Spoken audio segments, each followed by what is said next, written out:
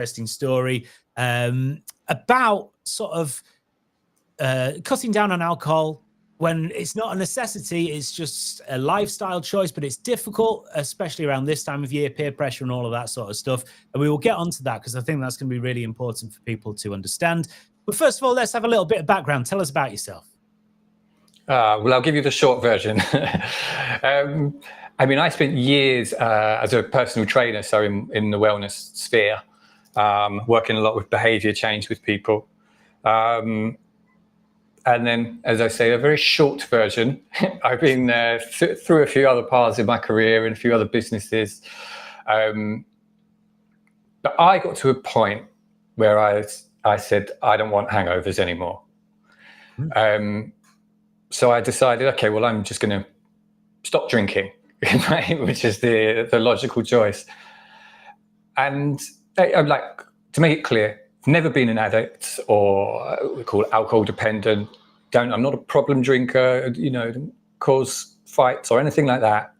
But there was a part of it that I didn't like, which for me was mainly the hangovers. Yeah. So I decided, okay, well, I'm going to stop. And then only when you try to stop, you realize how ingrained it is in our culture, in everything we do, and how many connections we built in our brain to this, toxin, really. So that set me off on a little journey, really, of researching it, finding out why we behave the way we do, and drawing on a lot of that experience from, behavior change, working with people, for instance, with their food or with their exercise, with their general health, and obviously alcohol in that time. And I just found there was nothing out there for people like me, because let's say you do the first 6 pages, it's actually more than that, but let's say the first 6 pages search on Google on, I'd like to drink less or, stopping drinking. It's all aimed at people in severe addiction, which is a noble cause. And I know people that save their lives, but it's only 3% of drinkers are classed as alcohol dependent. So, where does that leave the rest of us? So that's kind of where it started for me, really. And I've spent the last 3 years working around that and building resources and building a course to help people, which has kind of led me here. Right. And because you've also found, haven't you, that there's like some statistic, there's a lot of people who want to cut down, who aren't problem drinkers, who don't have that addiction, but they just would like to cut down, but they've probably come across the same issue you did, and they've found that there's no real support for that because, as you say, everything in our lives revolves in some way around booze. You go out for a drink with your mates, you go out for a meal, it's, the wine list and things like that.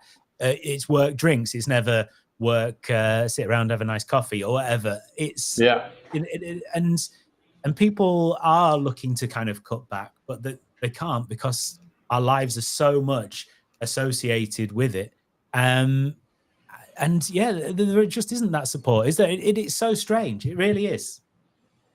Yeah, I mean, I'll come back to the thing you said about the numbers. Well, like I said, only 3% of drinkers are classed as alcohol dependent. 80% of UK adults drink regularly, so I think it's once a month or more. So, and 48%, don't want to blind you too much with the numbers, but 48% of people who drink would like to either cut down, stop completely, or just rethink their relationship with alcohol. And when you crunch those numbers down, it's 19.6 million people in the UK. Wow. That are not alcohol dependent, but do want to make a change. It's a huge amount of people.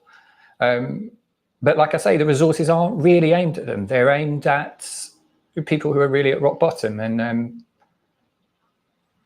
I sort of split my course into principles. And the first principle of it is that you do not have to be at rock bottom to make a change.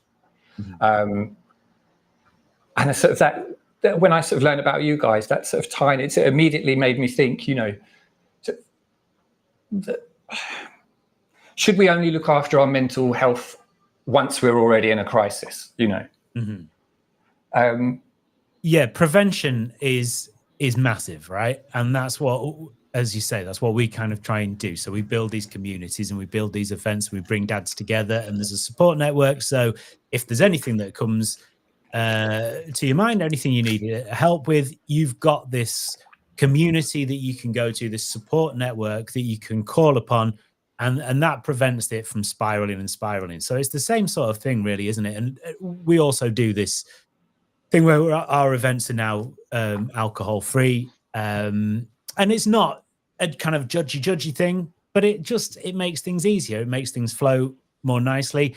Also, you know, dad's only events are Thursday nights. You don't want to be going into work on Friday morning absolutely hanging, because, as you say, you know, when you get a bit older, those hangovers, they ain't fun at all. No, it gets a bit harder. Especially I think if there's you've got to do things like, you know, like adult things. You know, when you're a student or something, I would just miss a few lectures. But when you're an adult, you know, you've got to go to work and be presentable and deal with kids and things like that. I think it's really interesting. One of the things you said there was that sort of that prevention and wanting to do something before it spirals out of control, right? Which is one part of it, and it's a hugely important part of it. The other part of it is, well, let's say it's not going to spiral out of control. You're not going to end up with, say, severe depression in the case of mental health, or in your physical health. You know, you're not going to end up with a heart attack, or with alcohol, you're not going to end up on a park bench somewhere, you know, losing your house and whatever. So there's that sort of prevention part of that, but also there's a chance that none of that actually happens, but it's still worth improving your life, right? Yeah.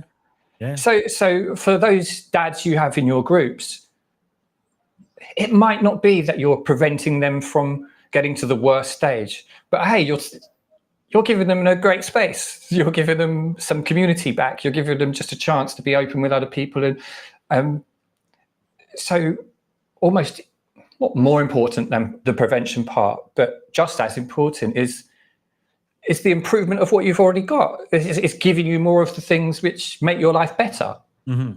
You know, because, and that's the thing I find with alcohol that's really strange, is that we kind of, if your life isn't falling apart, why change it? Why not? Why give up drink if it's not causing you all these problems? It's like, well, because it's much better without. Genuinely, you know, your life is a lot better when you're not recovering from drinking. It's far better. Your connections with people are better. Your social circles become more interesting. You know, it's infinite ways your life improves, regardless of whether or not you were destined for a bad place, you know. So I think that it's something where I get sort of tie this crossover of you're providing people with something that's so important, like a sense of community and a chance to just interact with other people, you know, and think just how much that improves the knock-on effect, the rest of your life, you know. Yeah. I mean, I've got to admit, I've never had a problem with alcohol, but I've stopped drinking, really. I mean, I might have one occasionally, but I couldn't really tell you the last time I had a drink. And I do feel better for it. I feel more energized, more, you know, I don't like that kind of feeling of just when you're drinking it as well. I like the kind of, you know, when you're all full up and, you know, and it gives you that kind of indigestion and, I'm quite enjoying not feeling that, and then obviously not the hangovers as well. And it is a nice way. I've definitely felt the benefits of it, and you do still find a lot of it's peer pressure, right? That's the problem with a lot of, especially British society and drinking, is there's a lot of kind of like, oh, go and have a drink, and if you don't want to have a drink, an alcoholic drink, it's like you keep getting questioned. Why won't you? Why don't you do this? I don't want it. But why don't you? Yeah. Why don't you? And that's tough, isn't it? That how do you navigate that? Well, now, so you think and I've had this with a few friends, if you're severely alcohol dependent and you're clearly a problem drinker, when you say I'm going to stop drinking, generally people are quite supportive. you know, because they've seen the other side of you. If you're like the 97% of people, I mean, if you're like quite a good drinker, you know, I'm quite good fun, and I don't start punching people or anything. So when I sort of said I wanted to stop drinking, you know, friends were like, "Come on, you know, have a drink." so you're actively encouraged to. Luckily for me, I'm stubborn. so the more someone pushes me one way, the more I'm going to push back against them. Not a great thing to have in most aspects of your life, but here it came in handy. So, you know, I think some people would say it's not a positive trait, but, you know, in this instance, it kind of helped. There's a few little sort of tips and tricks and things.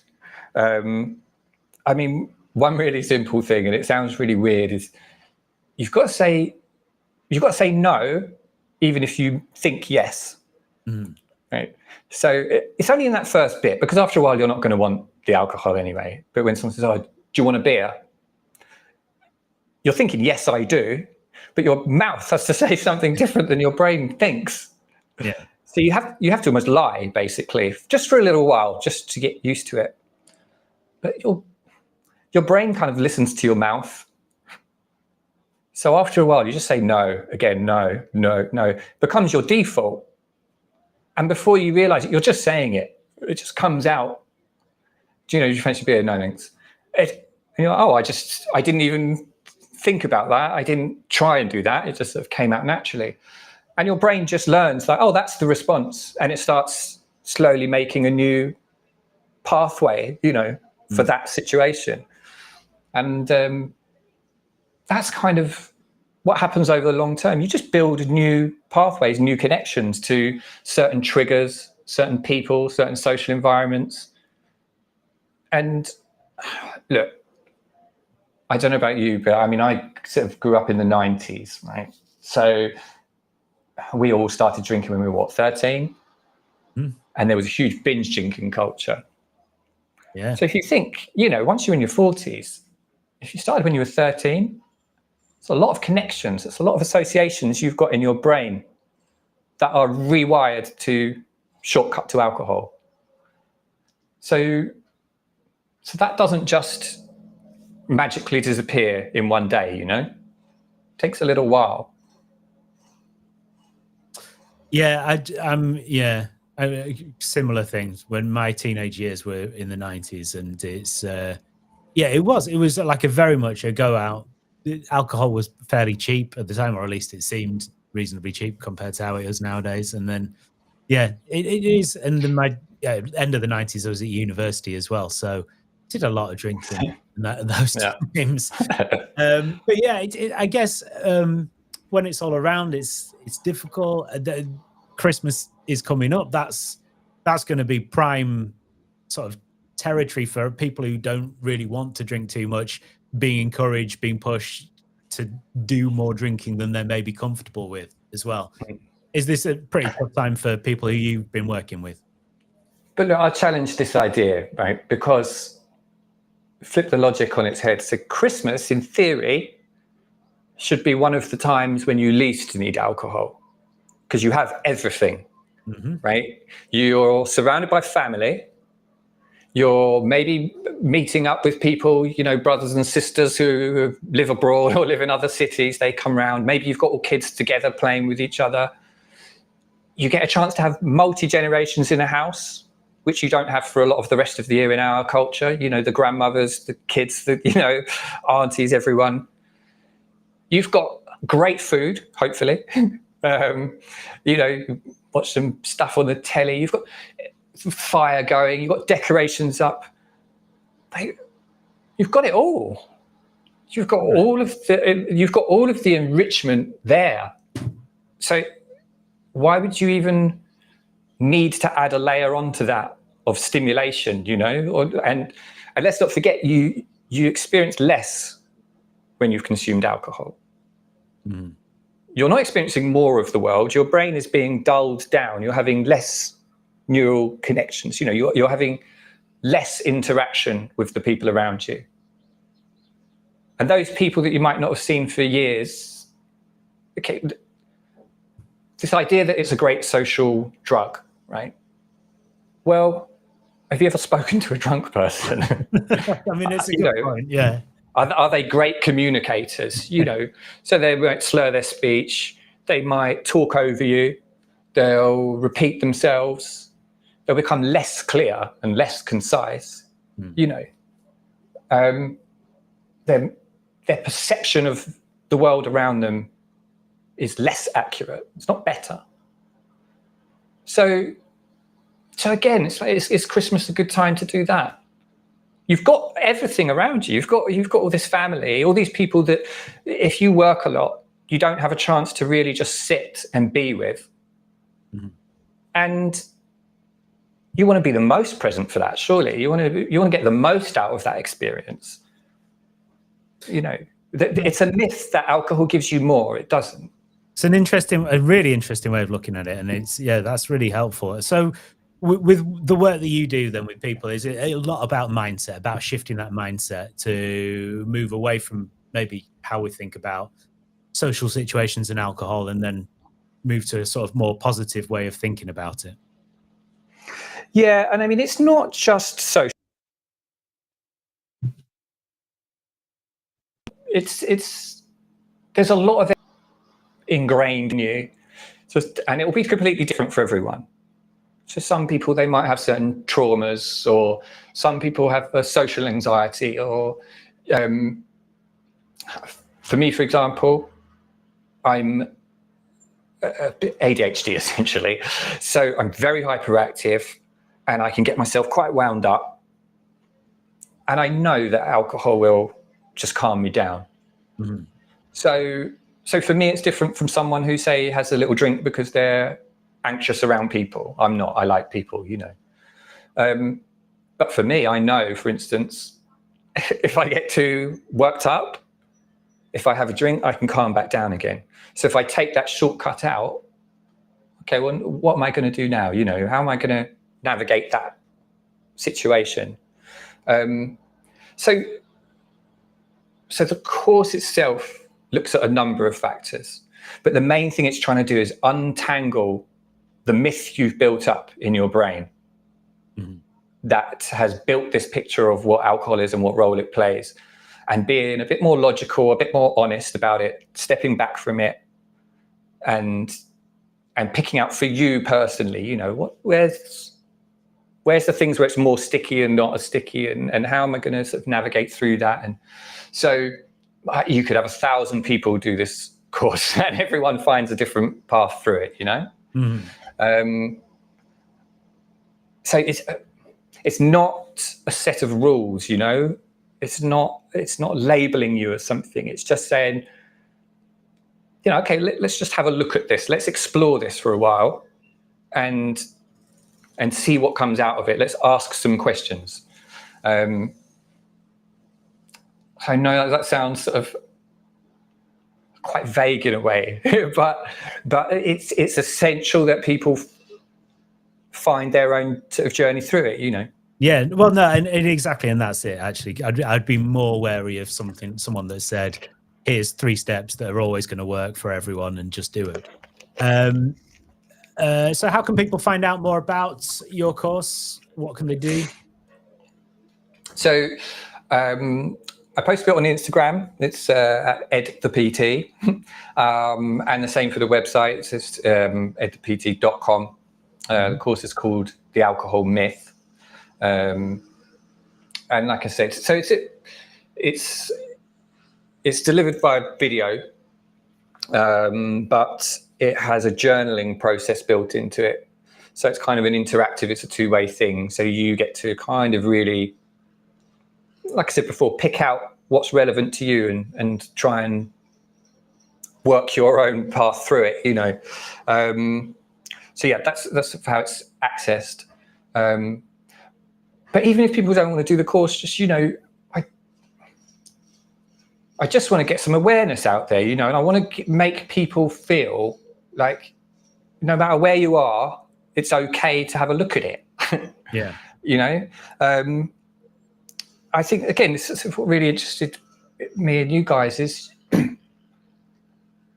you're giving people a space, you know, you're creating a space where it's like, it's okay for you to come and just hang out and have a chat, you know, you're not diving straight in at the most serious end of crisis management, you know? Yeah. And it's, if you think, again, if we go back to, say, the 90s or whatever, like, did we have that? Well, certainly, I don't think so. Not that I can recall at all. Anyway, it's we're making advances. We're doing things. We're working out healthier ways to live, right, and happier ways. We are, and it's really important now, especially with remote working, because that sort of centre of the community, which maybe used to be the church or whatever, we don't really have so much in the UK now. And then we have more and more of a nuclear family where we have this habit of sort of, we have the man and the wife, and then they have the kids, and they box themselves into four walls, and everyone's got their own four walls, but the connection between them has kind of gone, really. You know, I travel quite a lot, and you go to other cultures, and the families eat with other families in the street, the kids play with each other more. It is more communal in some places, you know. Yeah. And now, if with remote work you take the workspace out of that as well, you know, COVID changed a lot for people, you know, and like, where is that third space? You know, where is that kind of community? And I think we're just now trying to work our way through it. It'd be really interesting to see in 5 years or 10 years. I don't think it's going to be the pub, which it used to be. I don't think it's going to be alcohol. And I hope it isn't, because especially if you're not handling things well, if you know, I've had periods of depression, and I don't want my only outlet to be a place where everyone's intoxicated, you know? Like, say, that thing of that, like, I know the work you do with dads, you know, you're stuck in that four walls, you're confined a bit, you're a bit isolated. The only time you step out of that shouldn't be intoxication, you know. And then when you said sort of, our meetings are now alcohol free, I'm like, that is such an amazing thing to hear, you know, because you're providing that space for people and letting them interact with each other genuinely. Yeah. So everyone's on that level, and everyone's more open, I guess, and, as you say, more coherent, which is important. Yeah, and people can listen. Yes, yeah, that's important. Drunk people do not listen to other people. They like to talk. Very true. It's been lovely to talk to you. Just give us the Instagram and the website again. Yeah, sure. And massive respect for you guys, man. I think what you're doing is amazing. And you've even come to my hometown of Tunbridge Wells. So there you go. We did it on purpose. Yeah. And when you're in town, give us a shout. I'd love to come and meet you guys. Cool. Definitely. Yeah. It'd be good to see you. Ed Lumsden, thank you very much. Thank you very much. That is Ed Lumsden. Thank you very much to him for his little chat there on how to sort of improve your relationship with alcohol over the Christmas period, especially if you're trying to not drink to excess. It seems to be the time when people are encouraging you to do so. So hopefully you can take some advice from that. Remember, you can watch back this whole thing on our YouTube, on our Facebook after the event. So make sure you get on there to find out, again, more details about what Ed's doing and his advice as well. Now, if you are in a blended family, or if you know someone who is, then this could be a challenging time of the year. And that is why Alex Willumsen has come on to help us find out more information about how to guide our way through that during the festive period. So this is Alex. This is what she had to say. I am here with Alex Willumsen. Hello, how are you doing? You all right? Good to see you, Jim. I'm well, thank you. Yeah, lovely sunny day. Yeah. It is, isn't it? And at this time of year, you'll take any day like this. You certainly will. You're so right. Especially after it was all icy the other day, and it was not happy. I was not happy about that. Yes, I hear you. So you are a part of this Step by Step Brighton. Would you like to explain what that is, please? Yeah, of course, I'd love to. So around 6 years ago, I set up Step by Step Brighton, initially to support other stepmums. I had been a stepmom myself for about 6 years at that point in time. I've been now stepmom in 13 years. And I was finding the role quite difficult and quite isolating. And I looked around, I thought there are tons of blended families out there. There are tons of children going between different homes at the weekend from school. Why is there not more support for step parents, both for the partners and the new partner that comes into the scene? And that could help us understand why it operates slightly differently to nuclear families and first families, and who could help out there. And most of the help that I found, I'll be honest with you, Jim, was a lot older ladies. There was a kind of a very different vibe around it, and I didn't really resonate with half of it. I thought there doesn't seem to be anyone who looks like me, talks like me, thinks like me, who's out there supporting step parents. And so I thought, much like many other people, where the support isn't there, I can start it myself. So I started in the living room, running a support group, which I ran for, still going strong now, for over 6 years, for women to come on and to come in and talk about the difficulties they had in their blended family lives and the successes as well, and to share wisdoms and to kind of be a peer-to-peer support group for people navigating blended family life. It's fascinating, isn't it? Because you don't, I guess you might not think, unless you've been through that, how big a deal that is. I mean, I haven't, but when you sit down and really think about it, and because you were coming on, I was really thinking about that situation and people that I know as well that have been part of blended families. And it's like, it's a really big deal. And it's a huge topic, isn't it, Jim? Yeah. It's so strange there was little support. There is little support, and there is little support that really celebrates and empowers new families to be their own version of a blended family. Blended families are still expected to look like first families. And quite like yourself, you might not be in a partnership now. You might not have blended children. You might not be in that second time marriage. But I wonder how many of you as well were raised with step parents in their families as well. And that often I find as well, there's incredible healing that comes from kind of understanding some of the layers that operate underneath step family dynamics, even if you've just grown up with a step parent in your own upbringing. So what are the big challenges then? What kind of, if someone is in that situation, maybe they've left a partner, they've divorced, and they've found someone else and they're thinking of blending those families. What's the main challenges they're going to face? Yeah, there's lots of different challenges that come along the way. The first thing I guess I would love people to understand more of is how long it really takes for a blended family to form. When we start with our first families or our first nuclear families, we spend maybe 9 months waiting for the kids to come along, dreaming, imagining how things might work out, how we might raise them together, what kind of household and family culture we'd like to bring up and, we'd like to create together. When you're going at it second time round, you're asking people to step into a space that already has a family culture. There are already strong loyalty ties for the children between their birth parents. So they're looking at their mum and their dad. And there's always kind of a very strong loyalty that happens in there. And you can recognize that. For example, if you think about families that are through adoption or fostering, for example, no matter what experience they're having at home, there will always be a very primary need to have a good understanding of who your birth parents are and a kind of wish to bring them together and experience that home.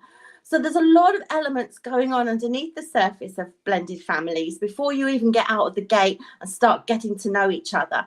And many families fall into traps of feeling like they need to instantly get on, that they should instantly bond with their stepchildren, that they should instantly form a family that has a new culture and that always is working collaboratively together for the good of the family.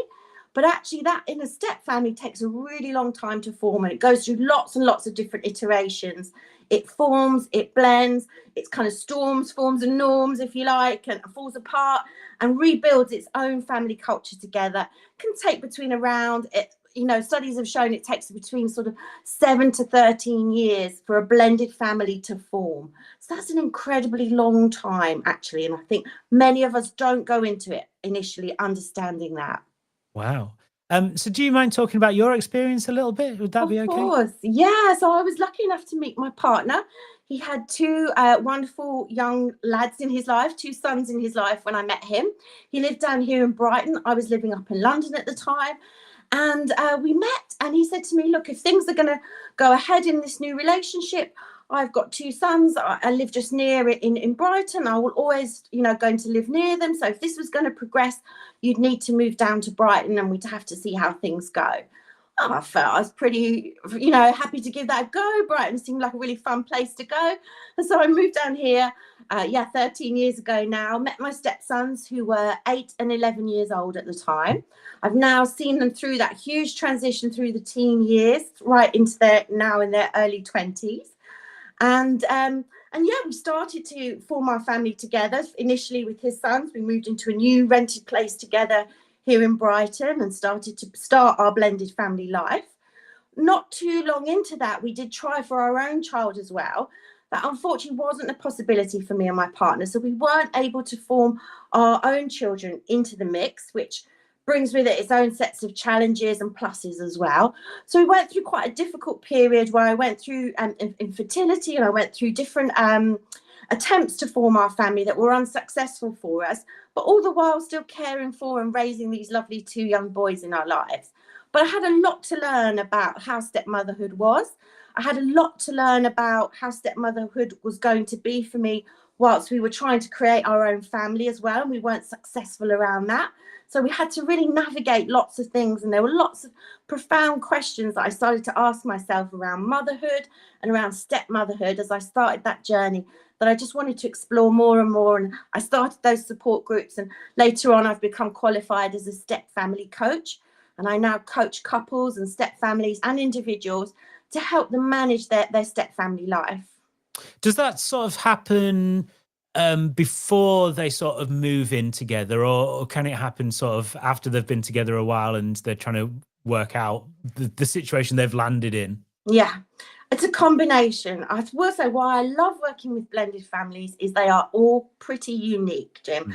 I've met hundreds and hundreds of women and families over the last 6 years, and we have such different experiences. There are so many elements that play into each experience. How old the children are when you meet them, how many children there are, the relationships in between siblings, how many times they come into your home, what is the schedule, how are you co-parenting across the two homes.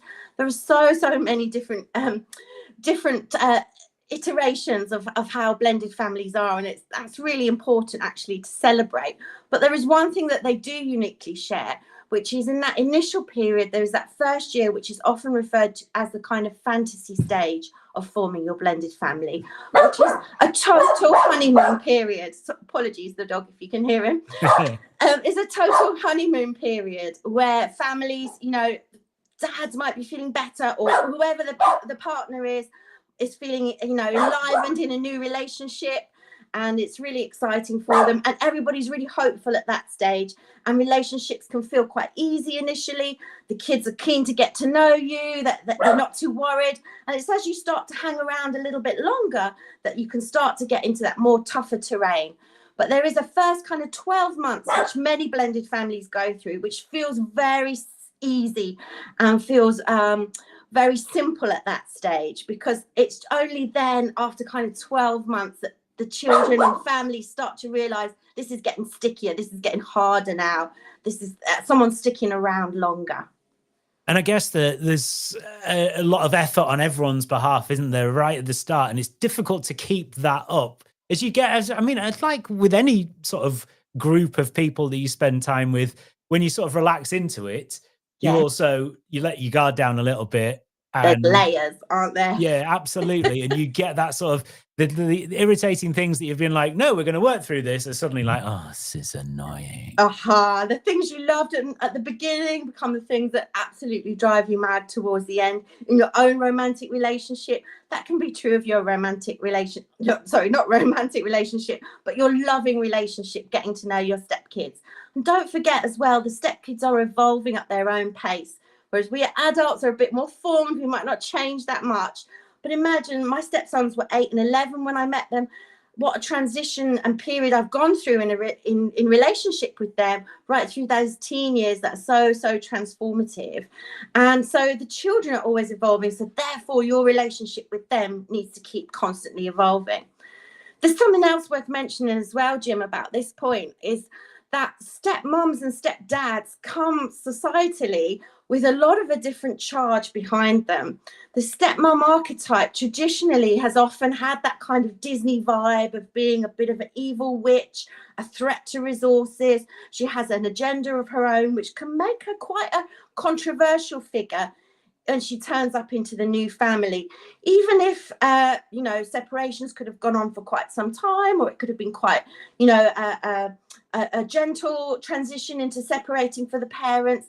But already the women carry that kind of archetype and stigma. Stepdads are often hailed a little bit the heroes. And so they come in with a different archetype behind them. Both of those can be just as useful and just as damaging as they are together. Yeah, I was going to say about that, because it is weird, isn't it, that we have these sort of, as you say, archetypes from stories that genuinely people will still sort of bring up as if it's based in reality, or it is some kind of reality. It's crazy. Well, these stories are from an initial folklore. You know, they are often, you know, if we were getting really deep into it, they're often, you know, symptoms of patriarchy and other kind of norms that were created in society and wisdoms that wanted to be passed down. But there is definitely a kind of real feeling of certainly new partners, stepmoms that your dads may be supporting coming into their worlds, that they are carrying very much so this archetype, this stigma around the threat to resources that they might be. And that's a very difficult starting point, no matter how wonderful the relationships may come to evolve to later on. Okay. And we're coming up to Christmas. So I guess for blended families, Christmas is one of those sort of potentially a sort of pressure cooker kind of moment where everyone's got logistics and got places to be. Should I chuck this dog out? Can you hear him? I can, but I think it adds a little bit of atmosphere. What's the dog called, by the way? Let's talk about your dog. It's Rocco. Yeah, it's Rocco. Let me just, I think there's something on the other side. He's not going to stop. Sorry, Jim. Right, fair enough. No, that's all right. Out you go. I'm sorry. No. Anything like our old dog, there was always something on the other side of the door that they wanted until you let him through to the other side of the door. And then he wanted to just come back. Totally. Yeah. So I beg your pardon. Christmas for blended families, then. What do we need to look out for? Yeah, Christmas can be such a hot button for blended families. Many of the families I support go into a typical routine of perhaps alternating years with their children. So therefore, that you may have the children, say, up to Christmas Eve, and then you may have them back at New Year's Eve, but they'll wake up on Christmas Day at their mother's house, or vice versa. And then next year, the typical kind of scenario, they'll maybe have Christmas Day at the dad's house and then go on to spend New Year's Eve at their mum's house. And it is a really difficult time. And there are some really important tips and guidance that I give to families around this time. And the first of these is to just watch out for some of the Christmas traps. There's an awful lot of pressure around Christmas time. It is just a date in the diary on the calendar. You can celebrate Christmas any day that you wish. It's said to be the 25th, but the 25th can be absolutely any day in your house. So if you're not able to see your children actually on Christmas Day, make sure that you make alternative plans for that day to cope with that for that day. And say to yourself, all right, when can we organise it another day that week? When can we have our version of Christmas? And it doesn't have to be a lesser version. It can simply be adding in more as well. So I think that's the first thing to think about, is to take that pressure off yourself, that you must be reaching all these big expectations that people have around Christmas, that everyone's enjoying themselves, that everyone's around the table together having a wonderful time. That's an awful lot to put on yourself when it's a blended family. You can do your Christmas your way. Second thing I think is easy to watch out for is that kind of guilt that we can feel around this time. We can feel really sharply kind of separations, divorces, things that haven't worked out that we would have maybe liked to have different for the kids in our lives. And that guilt can drive a lot of decision making, whether that's decision making about the presents you want to buy them, whether that's decision making about how you're going to spend time, how much money you're going to spend on them. And I really encourage people to roll that back. I think there was a wonderful, I don't know if you saw this, Jim, that came out on the internet the other day. And it's a test. They asked the kids if they can remember what they were gifted last year, if they can remember 3 presents that they had from the year before. Of course, all the kids really struggle to remember a lot of the presents, but what they do remember is the funny little things that happened, the time we lost the keys, the time we didn't know there was a train not going to be there, or, you know, all these funny other little events that happen can mean so much more to your kids.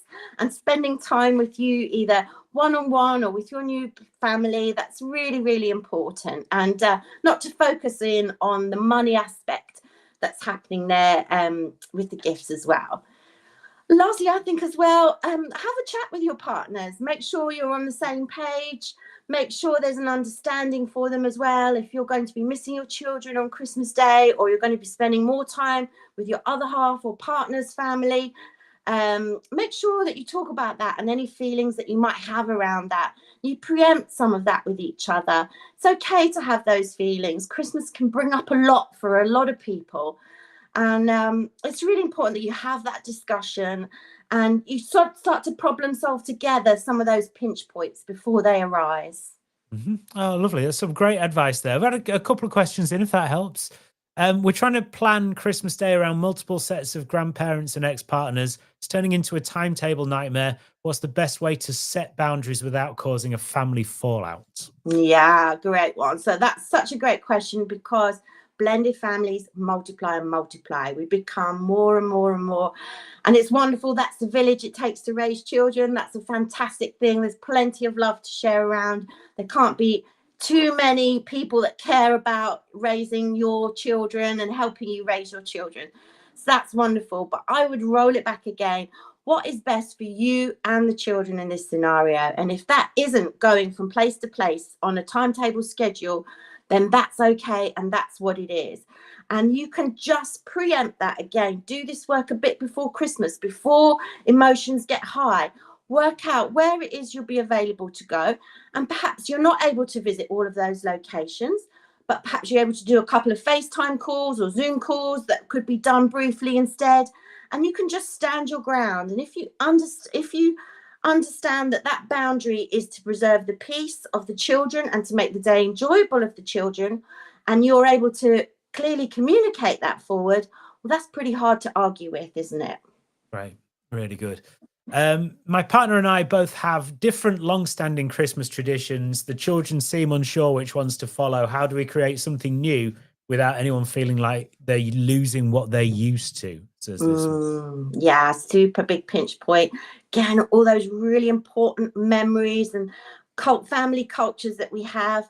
Blended families over time need to create their own rituals and culture themselves.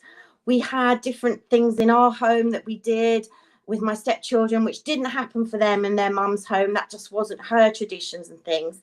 And over time, you're able to stitch those in, but preserve the ones that are really important to your children. It's still really, Christmas is about the kids and what matters to them. And I would say you can have a way to have that represented. Say that's the food that they always eat on Christmas Day or something. This is what they always have. And then you can incorporate that into the meal, or if this is a decoration they always have up. Or, for example, it used to be in our home, in one house, they were allowed to open all the presents straight away in the morning. In the other house, they had to open them hour by hour. That was the rules in that house. You know, kids are great. They're flexible. They can adapt to whichever one of those rules are happening. They won't be suffering from each of those rules that are happening. But make sure that over time, you're gradually starting to build in your own family culture, so that some of the traditions, some of the funny things that happen to you guys, some of the things that mean something in your new home start to slowly over time become a new tradition. And when I'm talking about over time, I'm talking about over 3 years, over 5 years, over 7 years. There's absolutely no rush. I mean, I admire the willpower of anyone who opens presents on the hour every hour. That's a hard thing to ask kids, isn't it? It's a hard thing to ask adults. It's a hard thing to ask anybody.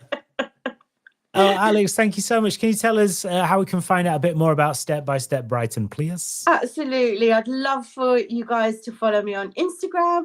Send me your questions. I do look after couples as well as individuals, and the women in your life that are supporting daddler souls in their new families and their new homes and the new seasons of relationships that they're experiencing.